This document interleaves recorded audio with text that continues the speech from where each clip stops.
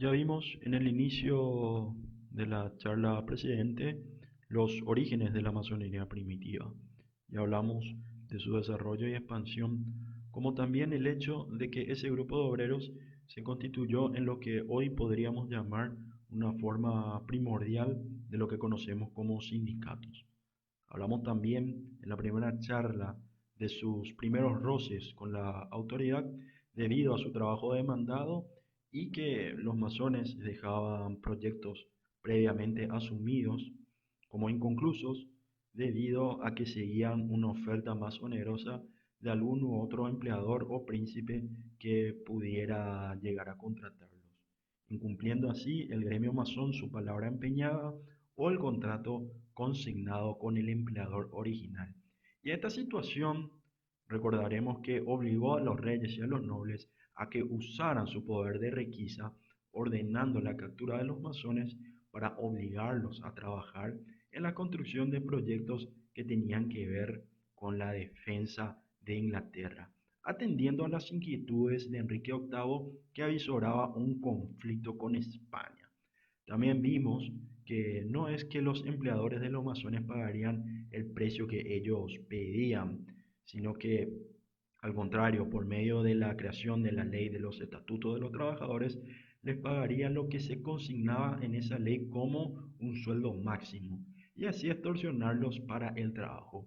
Pero la fortuna les sonríe de un modo tétrico a la masonería, ya que se produce en la Edad Media eh, el azote de la peste negra y debido a eso se produjo un incremento en la demanda de su trabajo, en la demanda del trabajo masónico debido a la reducción de la población y por ende la reducción de la mano de obra calificada y no calificada, lo que posibilitó a los gremios masones mejores condiciones para poder negociar, condiciones más favorables, unos contratos colectivos más benigno para con ellos. Así que estas reuniones que serían llevadas a cabo con los empleadores se llevaban a cabo en las chozas de los masones, o sea, en las logias o en las lodges, en un total secreto y bajo el juramento de muerte si se llegasen a rebelar, ya que el castigo, tanto para los empleadores y trabajadores, era brutal por no obedecer la ley mencionada. La peste negra produjo que la masonería pueda negociar mejores condiciones de trabajo y eh, a eso se puede sumar la necesidad de tanto de los trabajadores como de empleadores de realizar proyectos arquitectónicos y trabajarlos en ellos. Eso motivó a que se encierren en las logias y negocien secretamente a consta de lo que decía la ley. En fin, ahora pasamos al tema en cuestión que habla del desenvolvimiento del poder masónico en épocas de herejía y cómo sobrevivieron y se acomodaron al poder dominante. Para ello hay que recordar que el predominio de la Iglesia Católica en la Edad Media era total y cualquier contravención a su posición o a su palabra se castigaba severamente.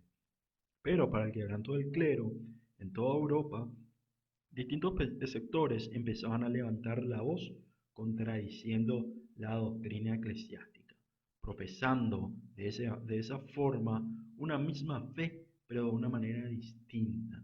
Y ante esa situación, ciertos grupos, aparte del clero, ordenaban que se reprimieran esas actitudes contrarias al orden establecido. Y entre esos grupos se encontraba la masonería primitiva, que pese a que la actividad sindical, como lo habíamos dicho precedentemente, que ellos realizaban era ilegal, ellos respetaban la autoridad papal y real, obedeciendo a la doctrina católica y respetando el poder de su monarca. Ya que como lo habíamos visto en la primera charla, uno para iniciarse en los misterios y en las artes de la construcción, para ser aceptado por un gremio masónico, debía de aceptar ciertas obligaciones y ciertas cargas, entre las cuales estaba específicamente la creencia en Dios, la creencia en la doctrina de la Iglesia Católica, la obediencia, el respeto al poder real y la obediencia y el respeto al maestro masónico. Son muchas obediencias y muchos respetos las que debían ser cumplidas por los amigos de la escuadra y del compás. Es por eso que, aparte de, de este hecho de congraciarse con el poder de turno, que más tarde vamos a ver que esa conducta va a ser habitual en ellos, los masones pedían que los príncipes, por todos los medios posibles, buscaran y castigaran con torturas a los herejes y a cualquiera que contradiga la palabra de la iglesia. Y hasta aquí se podría decir que no se está contando nada nuevo, que eso era lo que pasaba habitualmente en la Edad Media, una época oscura, una época que podríamos llamarlo de retraso. El hecho que no es así, vamos a estar viendo en otras charlas que esto va a ir cambiando y que también se va a ir desmitificando lo que ocurría en la Edad Media. Pero de lo que sí estamos seguros era de que, o de lo que sí podemos estar seguros es de que era una época de miedo y de bastante persecución y muerte. En fin, ahora vamos a estar viendo cómo se acomoda la masonería en los diferentes reductos, los diferentes poderes que van a empezar a surgir en toda Europa y cómo la profesión o el profesar una determinada. Bueno, la época que empezamos a describir era una con matices negros y rojos. Y uno de los principales levantamientos, uno de los primeros levantamientos que ocurrió contra la doctrina de la Iglesia Católica surgiría de la región del Albi, en el sur de Francia. Estos franceses, junto con los franceses de la Occitania francesa, vale la redundancia, profesaban una nueva visión del Evangelio, una nueva forma de ver el Evangelio y una nueva forma de creer en Jesús, una nueva forma de ver su vida, su pasión y su muerte. Obviamente estos actos eran considerados por la iglesia como una herejía y la iglesia envía un contingente para sofocar esa revuelta doctrinaria. Pero para el infortunio del clero aparecen también en la escena europea unos personajes, tanto en Bohemia como en Inglaterra, quienes eran John Hus y John Wycliffe, un bohemio y un inglés, quienes también, como los franceses, empiezan a predicar un modo diferente de creer en el Todopoderoso, y como resulta lógico para la iglesia, eso significaba peligro y maldad. Es así que, para combatir ese mal que venía a disputarse en una batalla doctrinal por las almas del rebaño, en el Parlamento inglés se estableció una ley que perseguía y castigaba con tortura y muerte en la hoguera todo aquel o todo lo que contradiga la palabra de la iglesia, dando como resultado que se desbarate la primera oleada de herejía y que Jan Hus sea quemado en la hoguera en la ciudad de Constanza en el año 1412.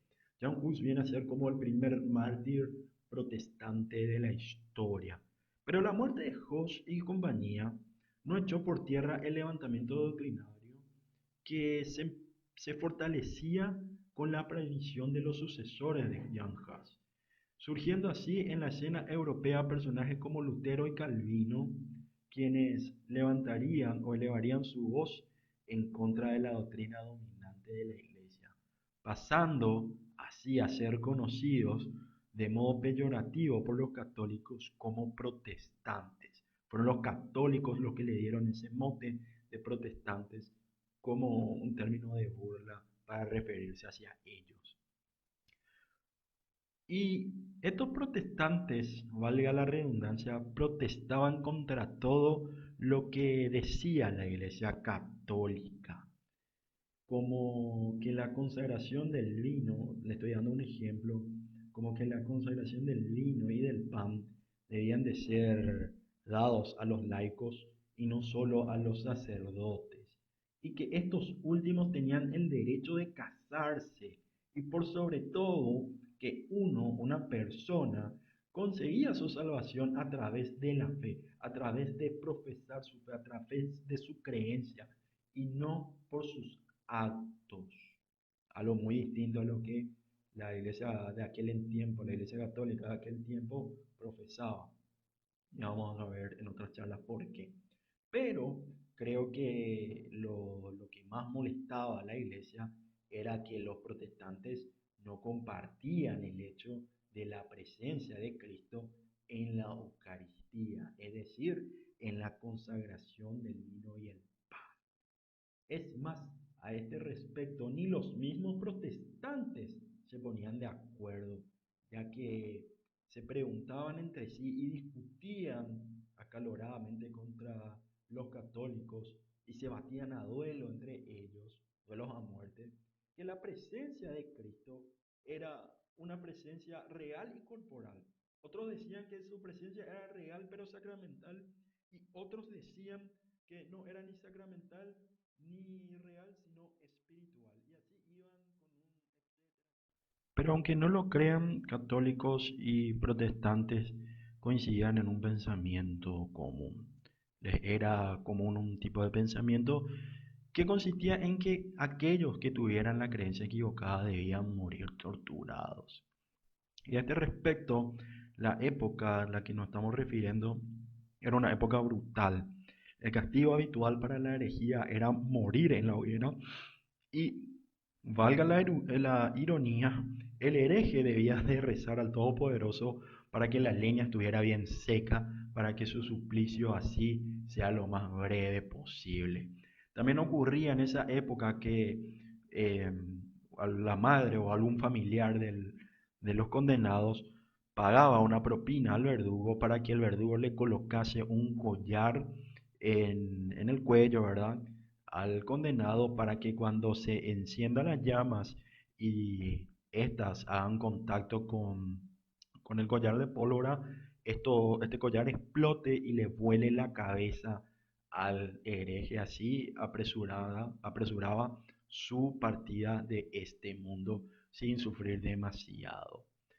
Y así nos vamos por la línea del tiempo y como decíamos, muchos grupos apoyaban esta iniciativa de cazar herejes, tanto del bando católico como del protestante, y las distintas compañías de masones se adherían a esta causa como respetuosos de la autoridad de la Iglesia Católica, de su doctrina y por sobre todo obedientes de la autoridad de su rey. Pero aquí ocurriría un hecho curioso que hará que la masonería cambie de parecer respecto a esto último, respecto a su fe católica, y que vaya hacia donde los vientos del poder soplan más fuertes. Este hecho va a ocurrir en el año 1533. Un Enrique VIII ya podrido de su esposa Catalina de Aragón se cansa de enviar las cartas al Vaticano para que el Papa le autorice su divorcio de su esposa para que él pueda casarse con su amante Ana Bolena. Obviamente esas cartas fueron infructuosas porque el divorcio en aquel tiempo estaba prohibido por la iglesia y el monarca, ya cansado de las evasivas y el no contundente de la iglesia, decide dirigir sus esfuerzos hacia el, el Parlamento inglés y va hasta el Palacio de Buckingham y convence a los parlamentarios de aprobar una ley muy particular. Una ley que declara que el rey de Inglaterra sea el soberano, sea el jefe de la iglesia dentro de Inglaterra y no ya el papa. Y de esa forma Enrique iba a obtener el divorcio y casarse con quien quiera. Se casó muchas veces después de Catalina y a todas sus esposas las decapitó, valga el paréntesis. Pero este hecho va a significar ya la separación definitiva de Inglaterra de lo que vendría a ser la autoridad del Vaticano. Ya Inglaterra parte ranchos con el Papa y ya no, la Iglesia Católica va a perder mucha influencia dentro de la monarquía inglesa. En fin, la ley mencionada tenía al respecto un inciso que decía que aquel que negara la autoridad del rey sería declarado traidor y debería de ser colgado, cortado y descuartizado. Y esto suponía una muerte horrible para quien transgrediese esa ley. Y ese castigo consistía en colgar al prójimo, cortarlo, sacarle las tripas y mientras seguía vivo, quemar sus tripas para que él mismo las observe desde la horca. Porque hay que recordar, por si no lo sepan, que la persona que se cuelga tarda 12 minutos de morir de una asfixia. Y una vez que el pobre prójimo veía sus tripas desde la horca quemarse, venía el verdugo y lo degollaba. En fin, esa era la época en que se vivía esa barbarie, ¿verdad? Bueno, no sabría decir si esto o la falta de dignidad de la masonería primitiva en sus creencias fue lo que generó su cambio o el cambio en su credo, que de católicos pasaron a anglicanos apoyando así la compañía masónica más grande que había en ese momento, a toda la iniciativa del rey, a admitir que el rey de Inglaterra sea el jefe supremo de la iglesia en ese país y que se cortaran, se colgaban y se descuarticen a los católicos y a los protestantes y a cualquier hereje que niegue ese hecho. Medio que empezaban a adquirir una actitud bastante buchona los masones a ese respecto, acordándose de que ellos eran católicos y de que la mayoría de las personas que iban a morir eran prácticamente sus compatriotas y profesaban la misma fe. En fin, la situación continúa así. Muchas personas, por obvias razones, ocultaban su punto de vista o no las profesaban directamente y decidían hacer lo que menos problemas les cause. Muchas se reunían en secreto para tocar estos temas y las que se animaban a manifestarse y a poner a conocimiento de la autoridad y del público su pensamiento eran ejecutados de la forma que habíamos mencionado. Luego, el poder cambia en Europa y los protestantes llegan al trono de los reinos de Inglaterra, de Escocia y de los Países Bajos.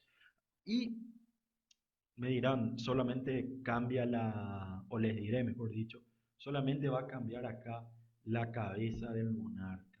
No así la situación, porque los protestantes hicieron la misma cosa que hicieron los católicos y los anglicanos. Se dedicaban a perseguir a sus compueblanos y súbditos.